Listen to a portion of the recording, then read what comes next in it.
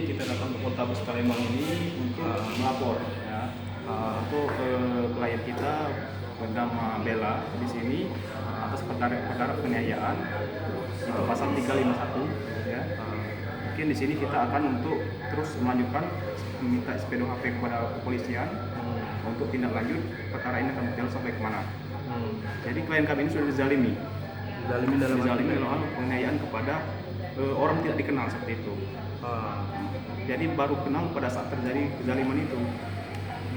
Jadi klien kami pada saat itu sedang tidur ya di rumah calon suaminya. Tiba-tiba datang seorang wanita itu. Dasar diusur-usur ternyata seorang wanita itu adalah mantan daripada calon klien kami itu. Bagian tubuh yang mengalami bekas penganiayaan di mana aja Pak dialami korban? Itu sebenarnya pertama itu di terajangnya perut, tapi tidak kelihatan bekasnya kan. Di sini terjadi penonjokan mata sebelah kanan. Itu sudah seminggu mungkin sudah agak hilang kan. Jadi pencekekan itu leher itu sebelah kanan itu ada kita fotonya waktu sudah terjadi penganiayaan itu langsung dipoto oleh klien kami. Terus bahu sebelah kiri di bagian belakang.